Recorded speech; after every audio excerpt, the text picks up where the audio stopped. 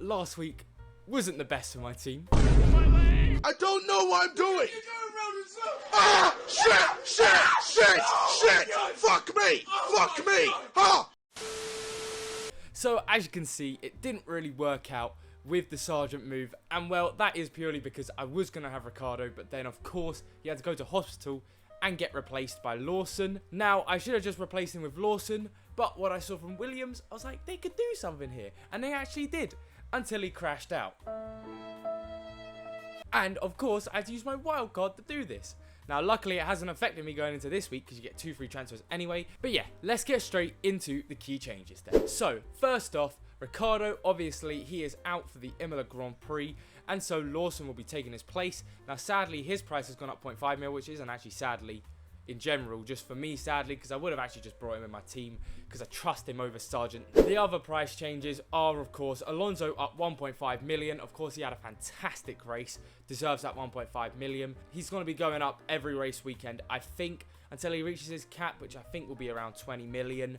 Could be more, because let's get real, he should be around the Ferrari Mercedes price. Then of course Stroll also went up 0.5 mil. Again, he's another one who's just going to constantly carry on going up.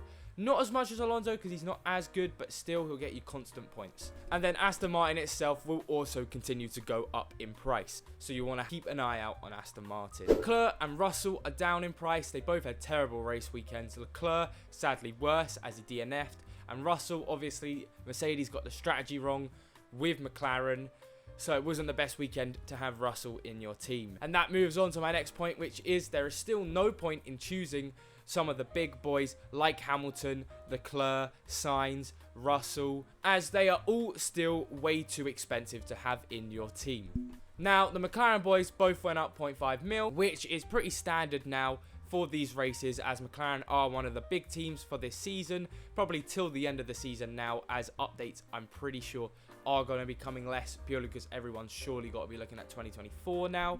But McLaren and McLaren itself as a constructor are great to have in your team, and they're constantly going to get you value because they're going to increase every single race weekend.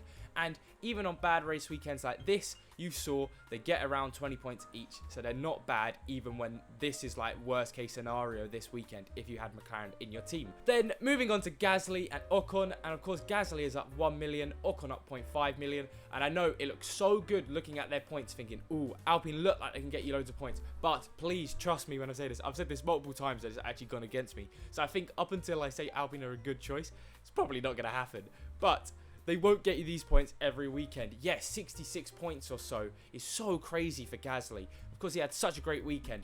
Alpine got their strategies right. They got everything right on the weekend. But Alpine are still a slower car, actually than Williams, Ferrari, Mercedes, Red Bull, McLaren, and Aston Martin. So it's not worth bringing them in for now. And then we move on to the lower valued drivers, but most of their values have increased, with Yuki Tsunoda, Kevin Magnussen, Alexander Albon, Valtteri Bottas, Nico Hülkenberg, and Liam Lawson all going up by 0.5 mil. Now, that's why I'm so adamant when Ricciardo comes back, you have to bring him back into your team because his price is going to skyrocket. He's going to have one decent weekend go up to 5 mil, then the next weekend go up to 5.5 mil, mark my words. But for now, a lot of them are overpriced, like Kevin Magnussen. Albon, maybe, maybe not. It depends how Williams do in the upcoming weekends. Hülkenberg, he's fine. And Lawson, I think he's a bit overpriced now as well. And then, of course, Alpine and AlphaTauri both went up 0.5 mil in the constructors. But steer clear of them as they aren't one of the top 5 teams. And you're going to want 2 top 5 teams as your constructors. It's basically Red Bull, Aston Martin, or Red Bull and McLaren. So, let's move on to the teams you can use for Monza coming up this weekend. So we'll start off with the expensive team, which goes down from 120 million to 115, and we start off at 120.2 million with the drivers Verstappen, Norris, Perez, Piastri, Zhou, and the teams Red Bull and McLaren. Now, the reason for Verstappen is he has got you 611 points this season. He's just insane, and he's literally been on a race win for however long it's been now. I've actually forgotten the last time Verstappen didn't win a race. It's been that long. The Dutch national anthem is in my nightmares. And of course, Perez can't do the same, but he is a very good second choice option with 423 points, the second most points in the season. Is it time to get rid of him? I actually think it is, and we'll look at my team in a few teams because it's slightly less valued, but there's a good reason for it. Then we get onto Piastri and Norris, who are both bargains for what they give you, especially with the Alonso price increase. It really is Alonso versus Norris. Now, in a perfect world, I'd have both of them, but if you want Perez, you have to go one or the other for now, unless somehow you got crazy amount of money. But I'm going to show you how to make that money in a second. And of course, Zhou, just to pull it up, because Zhou's one of the best drivers at a low cost to have in your team as the 5th driver. And again, Red Bull set on over 1,000 points this season. If you haven't had them, what the hell are you doing? It's crazy talk. And then McLaren, I think, are going to do better than Aston for now. But if you have Aston, it's not too bad. And this team template can be used for all of the expensive teams. Now, you can drop Zhou to Sargent to make your team 119 million. Or you could drop Norris to Alonso to make the team 118.7 million if you need that bit more cash.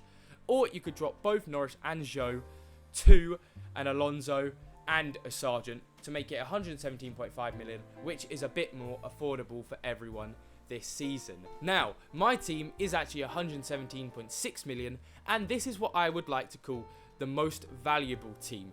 Not in the sense that it's the most valuable right now. It's at only 117.6 million, but in a few races it will be. Now, hear me out. Alonso, Stroll, Verstappen, Piastri, Norris, Red Bull and McLaren. The only one of those people that aren't going to go up is Verstappen, and he still goes up 0.1, 0.2 mil every single race weekend. I believe that having Perez and a lower costing driver now isn't actually as efficient, or maybe it's similar efficiency, which means you can drop down to a Norris and a Stroll. Now, here's the reason, because these drivers are going to go up by 0.5 mil minimum every race weekend. So, if you did this team for the next 5 race weekends and they all went up 0.5 mil, you could then switch back to Perez and potentially keep Norris in your team, then having an amazing team, which you couldn't afford before. Maybe you could then move Zhou to an Albon, and that is such a massive upgrade. And of course, Albon you can actually use in this team if you don't want to use Stroll and believe in the Williams. I'm playing it safe because I don't know about Williams yet. They had one good race weekend, so I think it's just too early to move to Albon. But next weekend, I could very much be moving Stroll to Albon because they are both going to move up in value anyway. So keep that team in mind when you're making your team. Now, moving on to the medium price teams, we have the option to drop Alonso to Stroll, leaving the rest of the team the same as it was at the 117.5 million, of course dropping it down to 114.2. We also have the opportunity to drop McLaren to Aston Martin.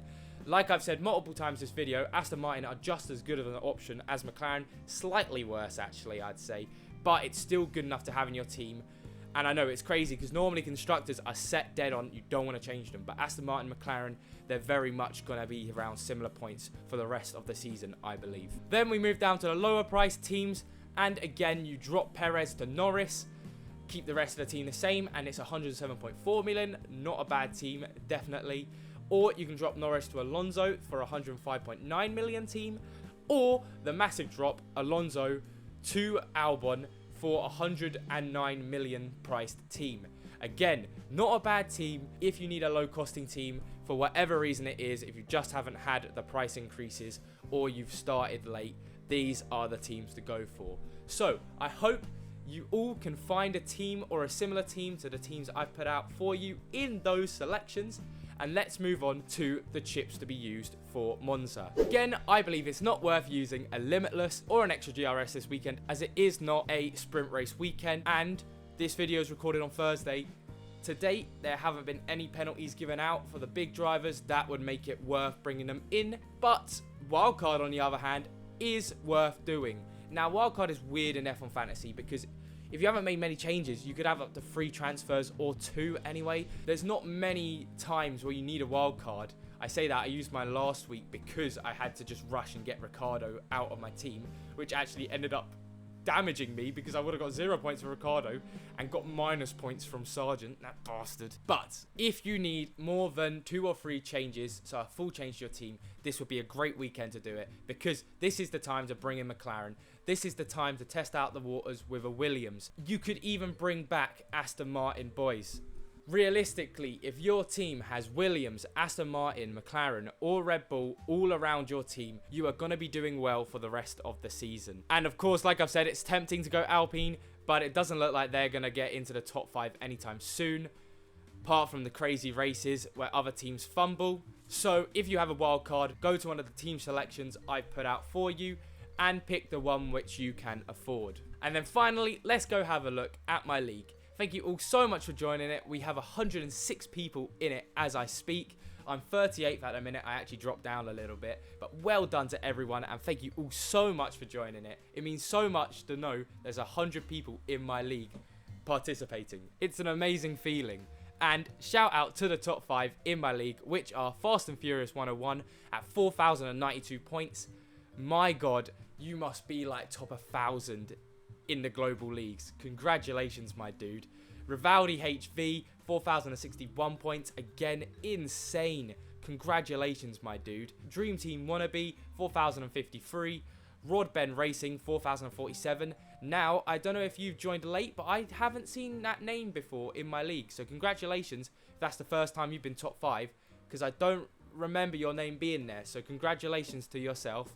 And Cali Team 3, 4,045. Seals off the top 5. Congratulations to all of you in the top 5. And well, that about wraps up this video for F1 Fantasy going into Monza. Now, I've got a video about Alpine coming out Saturday, so I hope you all come and watch that video when it's done. And hey, have a nice day and have a nice weekend. Bye bye.